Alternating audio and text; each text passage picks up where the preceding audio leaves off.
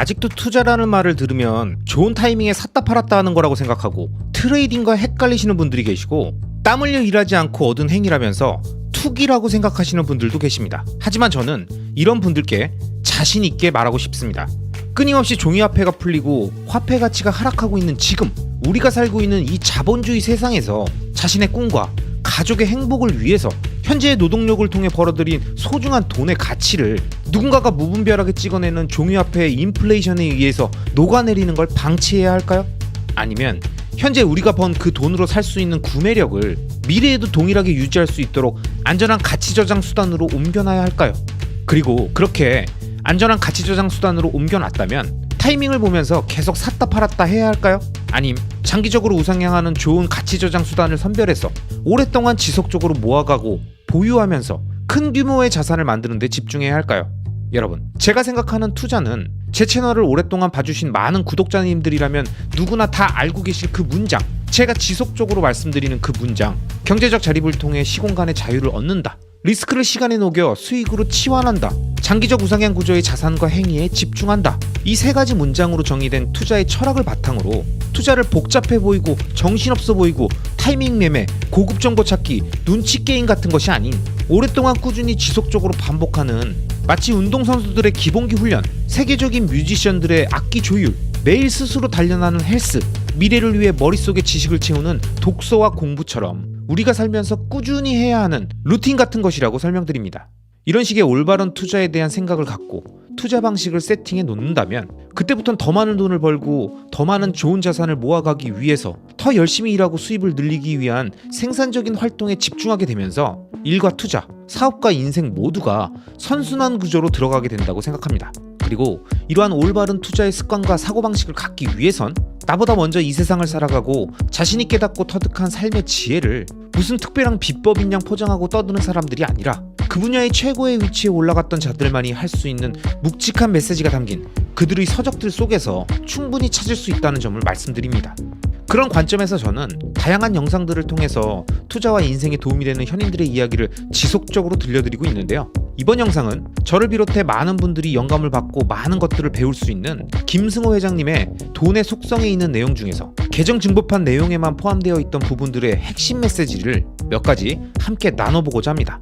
일단 돈의 속성의 저자인 김승호 회장은 사업가이시면서도 그 누구보다 투자의 중요성을 강조하는 분입니다. 특히 단순히 돈을 많이 버는 방식을 이야기하는 게 아니라 돈의 속성을 다양한 관점에서 이야기하시는데요. 그는 돈이야말로 나와 내가 사랑하는 사람들을 보호하고 도울 수 있고 남에게 신세를 지지 않고 살 수 있게 해준다고 말하면서 이러한 돈의 지극히 평범한 가치를 유지하기 위해서는 결코 평범함을 요구하지 않는다고 말합니다. 그러면서 우리가 평범한 방식으로는 풍족한 돈을 가질 수 없기 때문에 부자가 되기 위해 필요한 4가지 능력인 돈을 버는 능력, 모으는 능력, 유지하는 능력, 쓰는 능력, 이 4가지가 각기 다른 능력임을 이해하고 각각 다르게 다 배워야 한다고 강조하는 거죠. 실제로 많은 투자자분들은 아실 겁니다. 한때 많은 돈을 벌어봤던 경험이 있어도 지금은 그 돈들이 다 어디로 갔는지 모르게 모두 다 사라졌거나 돈을 모으고 불리는 능력은 어느 정도 있는데 버는 능력 자체가 떨어지면 부자가 되는데 굉장히 오랜 시간이 걸릴 수 있는 것처럼 자신이 갖고 있는 현재의 능력을 객관적으로 판단해서 자신에게 부족한 능력은 키우고 장점은 최대한 활용하는 현명함이 필요한 거죠. 그러기 위해선 어려서부터 돈에 대한 활발한 토론이 있고 공부가 있어야만 나중에 성인이 돼서 돈에 대한 올곧은 태도와 가치 기준을 가질 수 있기 때문에 혹시 구독자님들 중에서 자녀를 키우는 부모님이시라면 돈에 대해서 쉬쉬하는 것이 아니라 자녀들이 올바르게 공부하고 금융에 대해 바른 이해를 가질 수 있게 함께 이야기하는 것이 필요합니다. 김승호 회장님의 이런 의견에 덧붙여서 저의 개인적인 생각을 말씀드리면요. 만약 자녀를 키우시는 분들이라면 매일 볼 수 있는 어린이 경제신문이 있습니다. 이걸 구독해서 아이들과 하루에 하나의 주제를 정해서 함께 얘기해보고 그 신문에 나온 주제에 대한 뉴스 영상도 함께 보면서 우리들의 생각과 아이들의 생각을 같이 나누면서 하나씩 경제의 관념과 투자의 관점들을 알려주는 그런 루틴을 하나 만들어 보시는 걸 저는 추천드립니다. 이러한 자녀들의 경제 교육에 대해서 김승호 회장님은 이 책에서 또 이렇게 얘기하십니다. 우리들 대부분의 사람은 자본주의에서 살다가 자본주의 사회에서 생을 마감하고 우리들의 자녀 역시 자본주의 사회에서 살아갈 것이 분명하다. 돈에 대한 공부는 자본주의 경제활동 중에 가장 중요한 것이라는 인식을 자녀들에게 심어주는 것은 매우 중요하다. 자식을 위해 증여로 단순히 재산을 물려주는 것이 아니라 부모의 재테크 능력이나 돈에 대한 시각도 물려줘야 그 집이 대대로 이어진다. 그러기 위해서는 내가 내 자식들의 선조가 되어 돈에 대한 시각을 완전히 바꿔야 한다. 돈을 밝히면 돈이 주인이 되고 돈에 밝으면 내가 주인이 된다. 돈에 밝기 위해서는 돈에 대해 치밀하게 공부하고 돈을 말하는 데 어려움이나 부끄러움이 없어야 한다. 돈을 어려워하고 무서워하면 결코 돈의 주인이 될 수 없다. 돈은 무섭거나 더러운 것이 아니다. 돈은 좋거나 나쁜 것이 아니다. 돈을 버는 방식이 좋거나 나쁠 뿐이다. 이렇게 말씀하십니다. 진짜 정말 너무 좋은 내용이지만 저는 그 중에서도 내가 내 자식들의 선조가 되어야 한다라는 이 문장을 정말 좋아합니다. 그래서 저는 제 주변 사람들에게 가끔씩 투자와 돈에 대해서 이야기할 때는 부를 쌓아 우리들만의 가문을 만들어야 한다라고 말하는데요. 이 생각 역시 자신이 갖고 있는 현실적 단점과 한계를 계속 되새기면서 부정적이고 냉소적인 마인드로 스스로를 가두는 것이 아니라 내가 스스로 그 모든 가문의 조건들을 만들어서 내 자녀에게 그 마인드와 부를 모두 물려주겠다는 그런 생각을 갖고 있기 때문입니다. 여러분, 사람마다 다 다르겠지만 우리가 그런 부와 마인드를 많이 물려받지 못했다면 내가 그것들을 채워줘서 물려주면 되는 거 아니겠습니까? 우리가 선조가 되면 되는 거잖아요. 그렇기 위해선 투자와 인생에 대한 올바른 마인드를 세팅하고 한 번뿐인 우리 인생을 제대로 살아가면 되잖아요. 10년 장기 투자 플랜을 짜듯이 30년 인생 플랜, 50년 가문 플랜을 짜면 되는 겁니다. 그리고 그걸 달성하기 위해선 우리는 하루하루를 정말 알차게 살아가야 합니다. 미친 듯이 열심히 살아야 돼요. 좋은 영상 보고 좋은 글 읽고 느낀 게 중요한 게 아니라 느낀 그 즉시 실행해야 합니다. 이와 관련해서 김승호 회장께서는 절대로 다시 가난해지지 말자라는 주제로 젊은 세대들을 향해서 이렇게 이야기하십니다. 내 삶에서 가장 중요한 것은 내가 주도하는 삶이다. 내가 하고 싶은 일을 내가 자의적으로 하고 가치를 느끼면 그것이 워라밸이고 소확행이다. 다른 사람들이 말하는 일과 삶의 균형 속에서 그들은 그렇게 중요하다고 생각하는 삶이란 부분을 어떻게 보내고 있는가? 그 남은 시간에 얼마나 가치 있는 일을 하고 의미 있는 인생을 보내는가? 당신이 할 수 있을 때 죽기 살기로 노력하고 공부하고 기록하고 개선하고 참여하라. 치열하게 살지 않았는데도 워라밸을 잘 유지할 수 있는 삶은 그리 흔하지 않다. 최소한 그런 욕구를 가진 사람에게서는 오지 않는다. 누군가 그런 단어에 끌렸다는 것은 아직 그럴 위치에 있지 않다는 점을 반증할 뿐이다. 인생을 날로 먹으려고 했다가 내가 누군가의 날생선이 될 수도 있다. 20대, 30대의 충분한 수면과 정기적인 휴가, 그리고 퇴근 후 취미생활을 즐기는 삶을 원한다면 그에게 워라밸이 보장된 40대, 50대, 60대, 70대, 80대란 없다. 그런 생각을 했다는 것을 부끄러워해야 한다.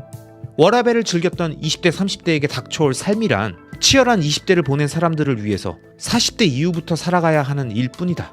일론 머스크는 2020년 6월에 올린 트윗에서 나는 일주일 내내 하루 16시간, 1년에 52주를 일하는데 사람들은 나를 행운아라고 부른다 라고 올린 적이 있다.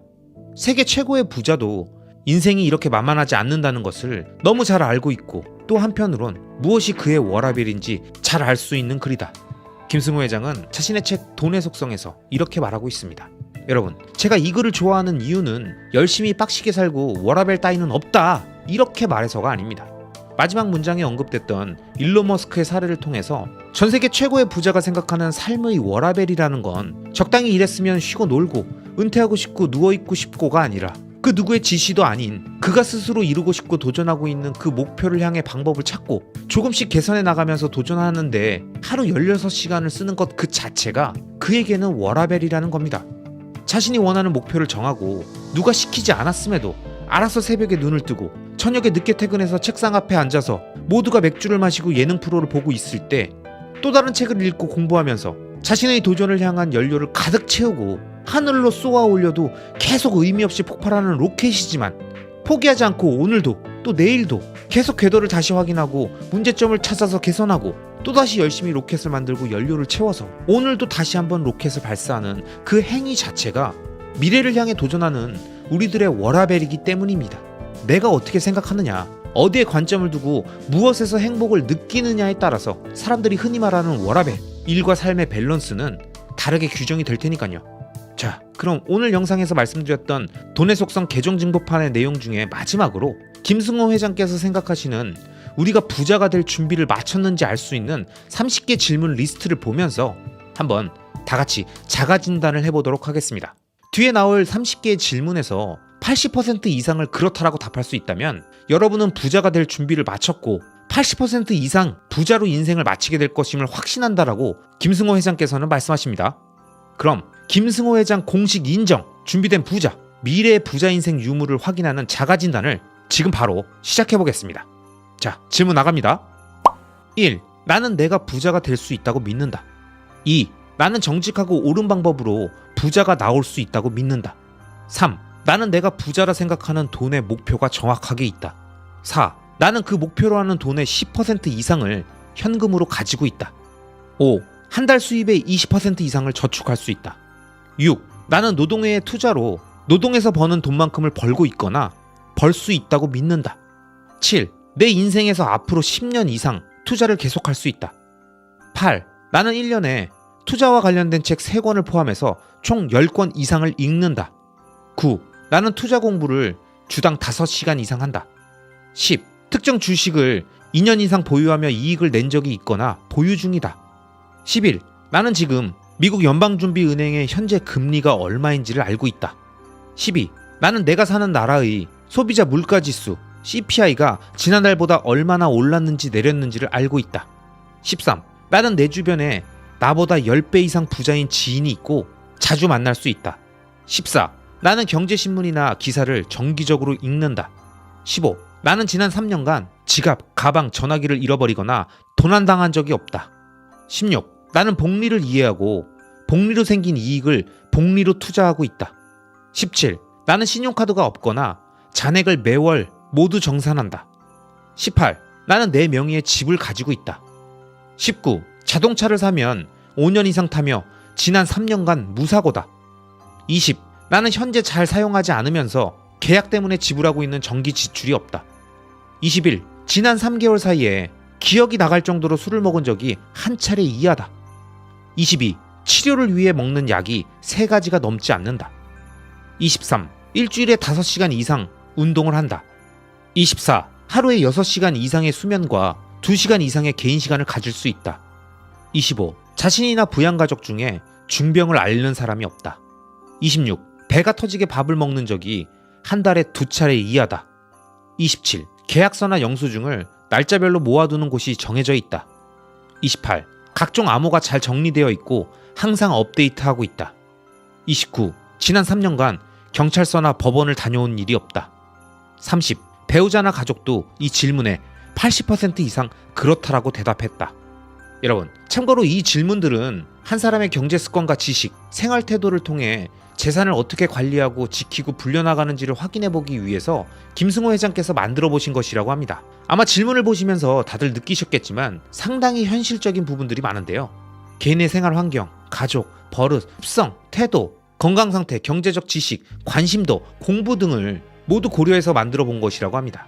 이 30가지 질문 중에서 현재 자신과 상관없는 항목들을 제외하고 80% 이상 잘하고 있다면 사업에서 대박나거나 복권에 당첨되지 않아도 반드시 조용하게 10년 안에 원하는 부자가 되어 있을 것이다 라고 김승호 회장께서는 말씀하시니까요. 경제적 자립과 시공간의 자유를 찾기 위해서 장기 투자를 진행하는 우리들의 긴 여정 속에서 이 질문들 가운데 뜨끔했던 항목들이 있다면 조용히 그 부분들을 계속 채워나가는 현명한 투자자가 되자고요.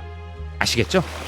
여러분이 잘 아시는 것처럼 저는 비트코인, 테슬라, 서울부동산에 투자하고 있는 BTS 투자자이며 동시에 이 자산들의 장기적 우상향 구조를 이용해서 사팔사팔하지 않고 최대한 길게 오랫동안 매집하며 큰 규모의 자산을 만들어야 한다고 강조하는 장기 투자자입니다.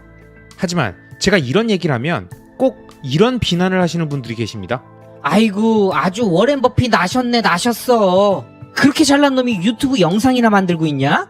입으론 누가 이딴 소리 못하냐? 꼭 상승장 때 나타나서 이딴 소리 한다니까? 이놈이 고점 알려주는 인간지표네. 오늘 쇼패팅 바로 들어간다잉? 꼭 이런 식으로 말씀하시는 분들이 계시는데요. 제가 좋아하는 월가의 레전드 투자자이자 개인 투자자들을 진심으로 아끼고 현실적으로 도움되는 이야기를 많이 남겨준 피터 린치의 장기 투자에 대한 생각을 통해 월가의 레전드 투자자는 장기 투자에 대해서 뭐라고 이야기했는지 피터 린치의 워딩 그대로 정확히 말씀드려 보겠습니다. 자, 오늘 설명드릴 내용은 피터 린치가 마지막으로 집필했던 세 번째 책인 피터 린치의 투자 이야기에 나온 내용입니다. 과연 피터 린치는 이 책에서 장기 투자에 대해서 어떻게 언급했을까요? 결론적으로 말하면 그는 무조건 장기 투자를 해야 한다고 말합니다. 그럼 왜 그렇게 말했는지 한번 그의 의견을 들어보겠습니다. 1년, 2년 또는 5년 안에 자금을 회수할 필요가 있는 사람은 투자를 해서는 안 된다. 주식 가격이 내년에 어떻게 될지를 말해줄 수 있는 사람은 없다. 주식시장이 조정을 받으면서 손실이 날 때 투자금을 회수해야 하는 사람은 손해를 보고 시장을 떠나게 될지 모른다. 20년이나 그 이상이 적절한 투자의 기간이다. 20년 정도면 역사적으로 볼 때 가장 심각했던 조정을 겪고도 수익을 낼 수 있는 기간이다. 그리고 수익이 충분히 쌓일 수 있는 기간이다. 전체 수익을 보면 주식은 1년에 11%의 수익률을 기록해왔다. 아무도 미래를 예측할 수 없다. 그러나 연 11%의 수익률로 20년이 지나면 1만 달러는 8만 623달러로 증가하게 된다. 11%의 수익률을 얻기 위해서는 주식시장이 좋든 나쁘든 주식에 대한 충성을 맹세해야 한다. 당신의 돈과 주식이 결혼한 것과 마찬가지다. 어떤 회사의 주식이 좋은지 분석하는 업무에는 탁월한 능력이 빛을 발휘한다. 하지만 아무리 능력이 뛰어나도 주식을 오랫동안 보유하고 있을 용기와 인내심이 없다면 평균 수준의 투자자에 불과하다. 훌륭한 투자자와 그렇지 못한 투자자를 구별하는 기준은 지적 능력이 아니라 원칙이다.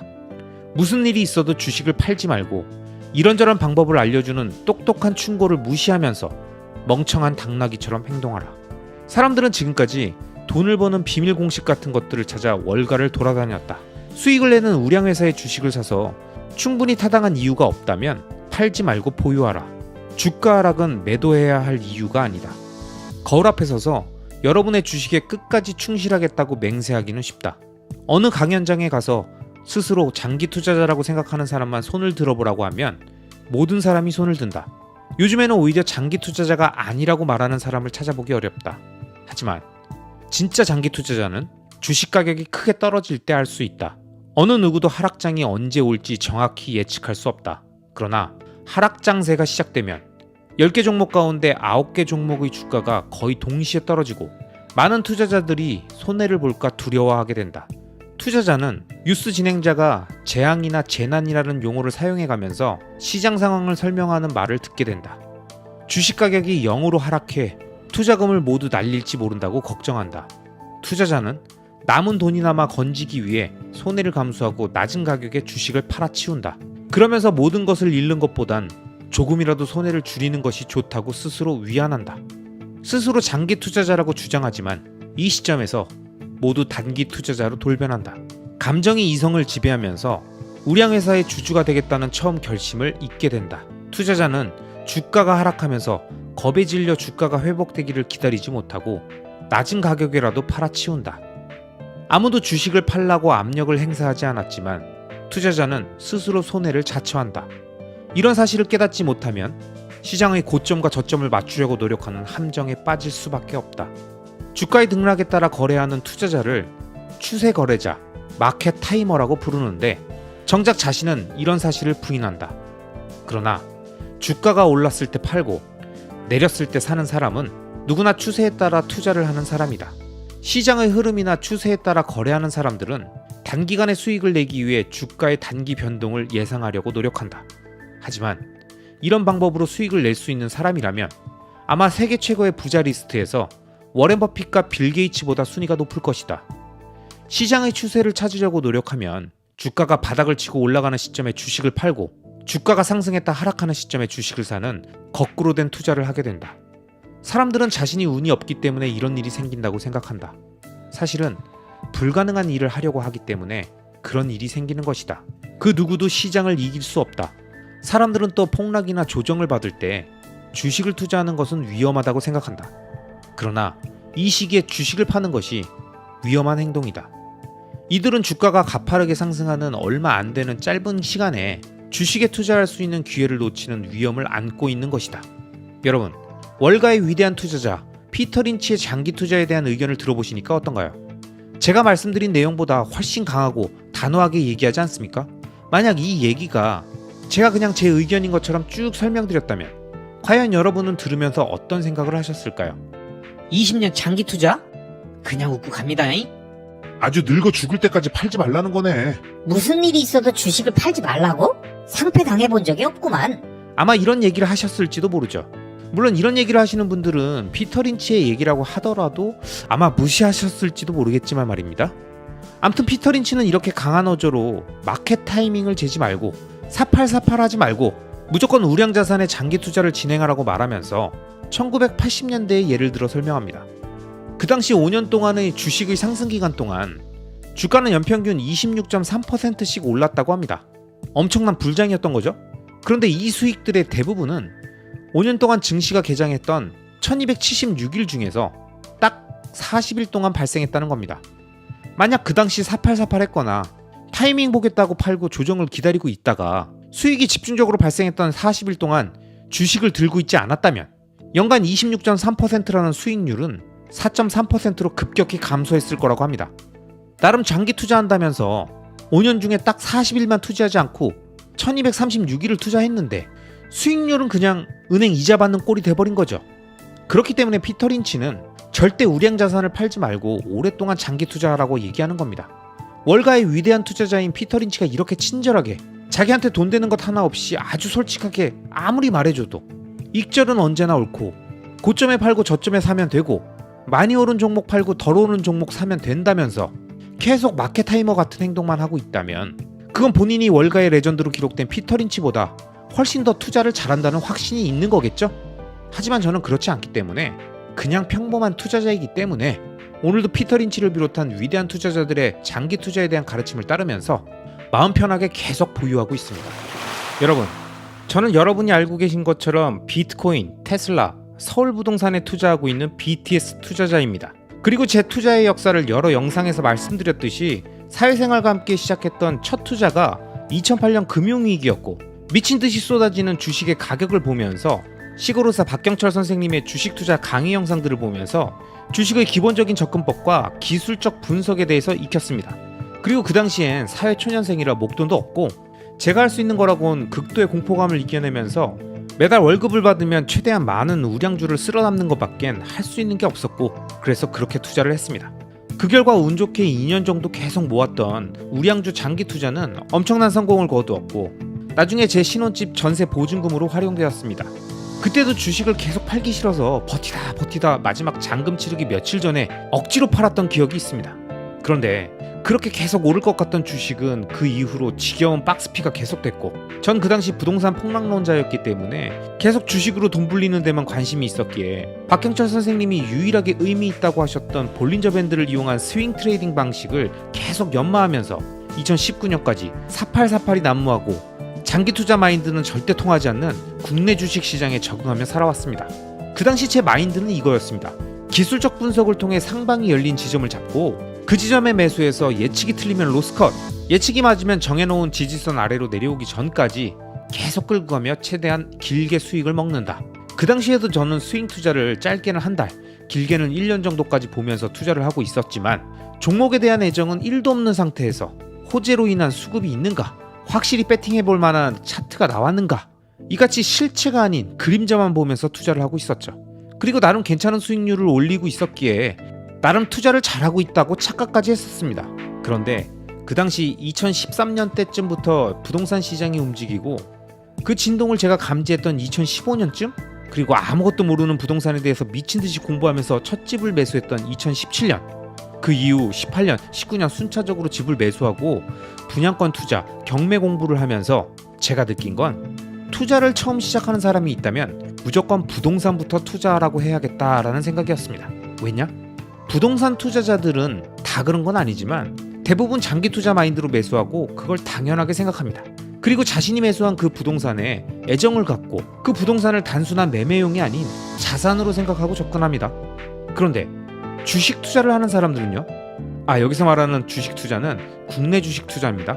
박스피라는 척박한 투자 환경에서 어떻게든 돈을 벌어보겠다고 적응하다 보니 대기업이라고, 비전이 좋다고, 그룹이 든든하다고 장기 투자 마인드 잡고 접근하다 보면 돈 되는 건 다 분할해서 상장해버리고 툭하면 유상증자해서 기업 손실 메꿔버리고 아무리 벌어도 배당주가 아니면 배당은 쥐꼬리만큼만 주고 대주주는 상속한다고 주가가 안 오르기만 바라면서 일부러 주가를 누르고, 투자자들은 어차피 줄 때 안 먹으면 손해니까 좀만 수익 나면 바로바로 팔아버리고, 기관이 안 팔면 외국인이 먹고 튀고, 외국인이 안 팔면 기관이 팔고, 개인들은 시황방송 보면서 사팔사팔 하다가 땄다 잃었다 하면서 언더 잔고는 마이너스가 되니까, 이건 뭐 장기 투자 얘기하면 호구고 정글 같은 곳에 양복 입은 새님이 들어온 것 같은 느낌이겠죠? 그러니까 너도 나도 익절은 언제나 옳다, 줄 때 먹어라, 주식과 사랑에 빠지지 마라, 이런 얘기들만 하고 있는 겁니다. 그러다 보니 계속 주식 투자만 하고 부동산 투자 경험이 전혀 없는 분들, 또는 어쩌다가 부동산 한 채는 실거주로 구매했는데 주거용 외에는 부동산의 입지나 투자적 관점에 전혀 관심이 없어서 부동산에 대해 이해도가 낮은 사람은 주식 투자로 배운 트레이딩이 투자라고 생각하고 맨날 리스크를 매매로 덜어낼 생각만 하게 되니까 평균 보유기간이 4.9개월 수준인 거예요. 그러면서 맨날 이런 얘기만 하는 거죠. 에이, 자산은 무슨. 어차피 주식은 치킨값 벌 정도만 하는 거지. 야, 지금 안 먹지? 장기 투자 뽕 맞지? 그럼 다른 놈들 물량 터는 거 다 받아주는 호구야 임마. 뉴스에 팔아라, 호재는 선반영, 이거 몰라? 그런데 대한민국이라는 같은 나라에 있는 부동산 투자자들은 무슨 얘기를 합니까? 부동산은 사팔사팔하는 게 아니라니까. 엉덩이 깔고 오래 앉아있는 놈이 이기는 거야. 이 세상 누가 뭐라고 해도 땅은 거짓말 안 한다.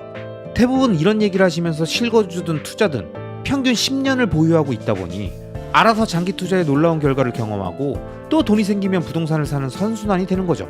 결국 대한민국에서는 투자를 부동산으로 시작했냐 주식으로 시작했냐에 따라서 평균적인 부의 차선 자체가 갈리게 된 겁니다.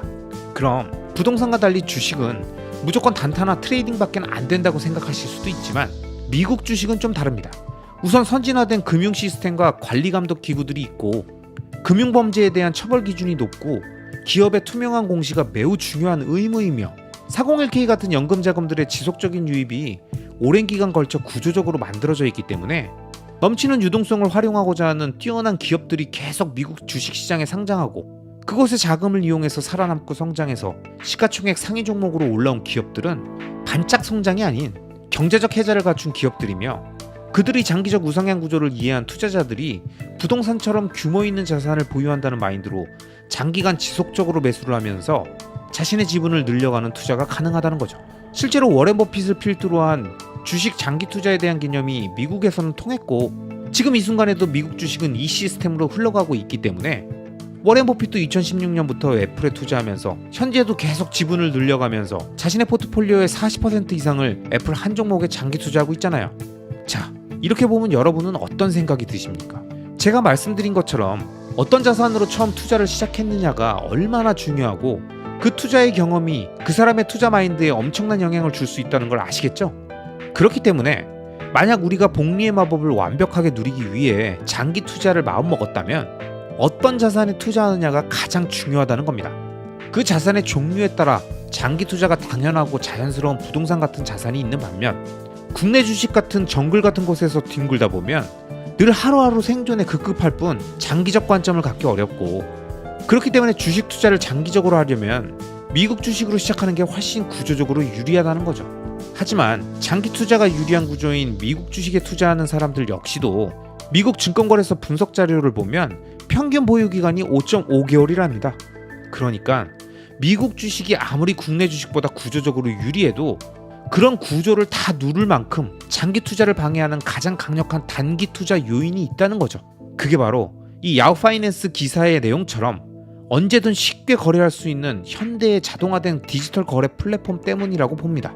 실제로 주식시장의 거래가 자동화되지 않고 중개인을 통해서 직접 전화로 지시하고 팩스를 보냈던 1950년대에는 미국 주식시장의 평균 보유기간이 8년이었다고 하는데 이 거래 방식과 보유기간을 보면 어떤 자산이 떠오르십니까? 중개인을 통해서 전화로 지시, 평균 8년 보유, 귀찮고 지루한 거래 방식, 비싼 중개 수수료, 느낌이 오시죠?